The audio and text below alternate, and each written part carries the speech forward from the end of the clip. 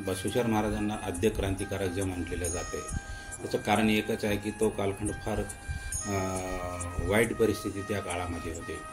आपण पाहिलं भगवान गौतम बुद्ध जे 2500-600 वर्षापूर्वी होऊन गेले, पहिल्या प्रथम भगवान गौतम बुद्धानं पण स्त्रियाला स्वातंत्र्य देण्यासाठी खूप प्रयत्न केलेले आहेत आणि जे पशुहत्या आहे, व्यभिचार आहे किंवा अधार्मिकपणानं जो व्यक्ती वागत असतो त्याबद्दल त्यांनी त्या कालखंडामध्ये मोठे कार्य केले आहे। पण मध्ययुगामध्ये किंवा अगदी 12व्या शतकामध्ये परिस्थिती फारच गंभीर होती।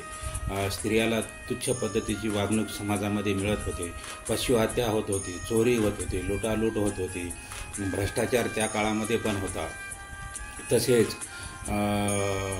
खोटे बोलणे इत्यादी किंवा अन्याय करणे, अत्याचार, कर्मकांड हे सर्व त्या ठिकाणी खूप मोठ्या प्रकारचं असायचं। स्त्रियाला कोणताही अधिकार नव्हता, त्यांच्यावर अत्याचार होत होता।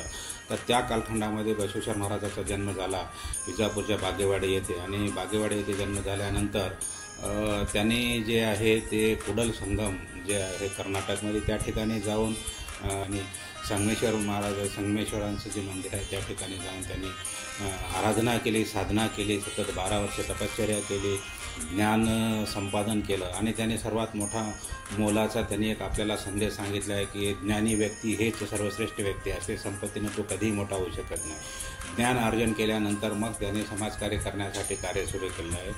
ज्यावेळी मंगळवेढा किंवा बसव कल्याण येथे बिज्जल राजाची सत्ता होती तर त्या सत्तेमध्ये किंवा बिज्जल राजाच्या दरबारी काही काळ ते त्या ठिकाणी नोकरी करत होते आणि नंतर त्या बिज्जल राजाच्या याच्यामध्ये ते पंतप्रधान झाले आणि कारभार पाहू लागले आणि समाजकार्याचे त्यांनी कार्य जोमाने सुरू केलं आहे।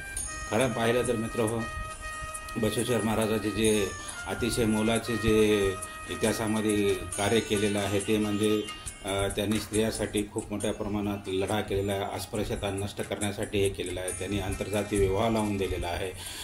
त्या ठिकाणी त्यांनी अनुभव मंडप जे आहे बसव कल्याण येथे स्थापन केलं, म्हणजे आजची जे संसद आहे तशाच पद्धतीची त्या काळामध्ये 12व्या शतकामध्ये अनुभव मंडप होतं आणि ते अनुभव मंडप जे आहे त्या ठिकाणी म्हणजे एक प्रकारची संस्था होती आणि त्या ठिकाणी धार्मिक कार्य किंवा लोकांना जागृती करण्याचे कार्य होत होतं।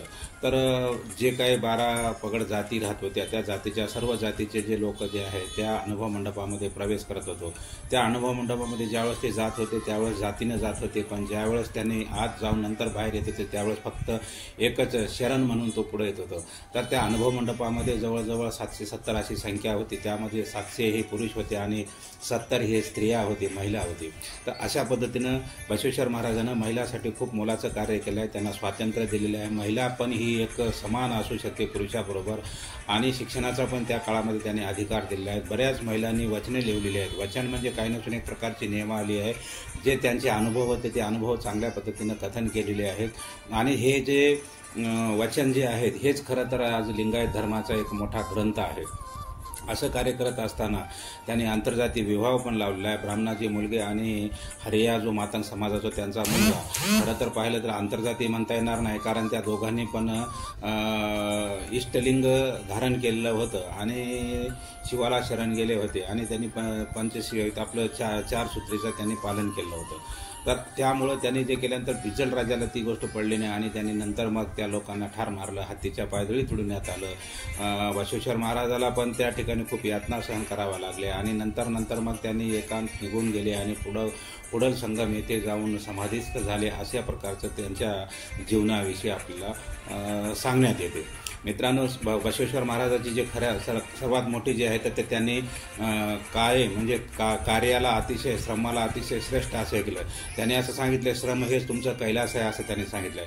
श्रम केल्या विना तुम्ही कोणत्याही प्रकारची भाकर खाण्याचा किंवा रोटी खाण्याचा तुम्हाला अधिकार नाही असं सांगितलेलं आहे। तर त्यांचे जे सूत्र होते कायक, त्यानंतर त्यांचं दान धर्म आणि दासोह हे होतं।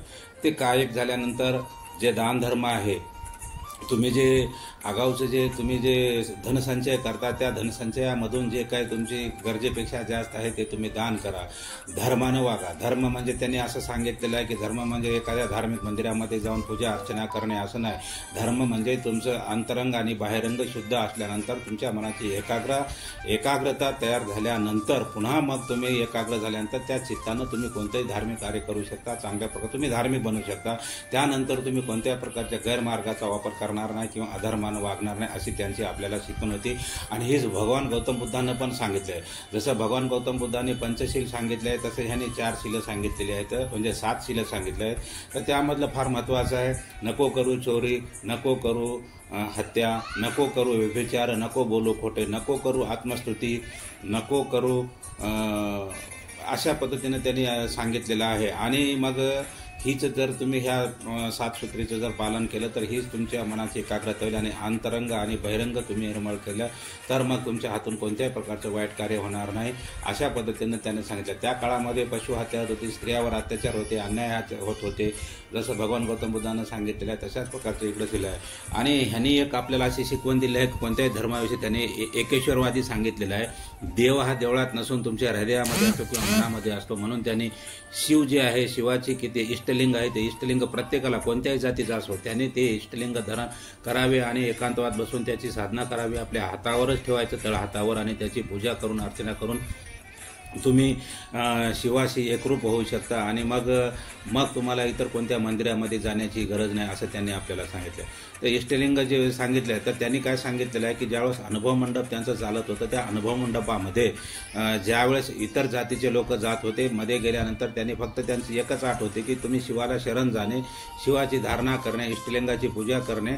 आणि हे ज्यावेळेस जे कोणी पुरुष करत होतं त्याला शरण म्हणत होते आणि जी स्त्री करत होती त्यांना शरणी असं म्हणत होते. तर अशा मोठं अमोल असं कार्य केलेलं आहे. आणि त्यांचा सगळ्यात मोठा जे आहे ते आत्मस्तुती केली तर तुम्ही फार हे होऊ शकता. अंतरंग बहिरंग शुद्धी केली पाहिजे असं त्यांची शिकवण होती. आणि त्यांनी एक प्रकारचं समस्त मानव जातीला एक म्हणजे जसा एक 12व्या शतकामधला तो कार्ल मार्क्सच होऊन गेलेला आहे. त्याने कोणत्याही प्रकारचे मनुष्यामध्ये स्त्रियामध्ये भेदभाव केलेला नाही, जातीमध्ये त्याने भेदभाव केला नाही. तर समूळ जाती नष्ट करण्यासाठी त्यांनी मोलाचं कार्य केलं होतं. अशा महात्म्याचे जे विचार आहे ते आपण अंगीकारले पाहिजे आणि स्वीकारलं पाहिजे. कारण जे महात्म्य असतात, जे त्यागी असतात ते महात्म्य असतात आणि जे भोगी असतात ते त्यांची कोणी पूजा करत नाही. तर ह्या महात्मा आपल्या समोर आदर्श राहते. जसं शाहू महाराज चा जो आदर्श आहे तसंच भगवान गौतम बुद्धाचा आहे, शिवाजी महाराज आहे, तसाच बसवेश्वर महाराजाचा आहे. त्या कालखंडामध्ये त्याने चांगल्या प्रकारचे कार्य केले.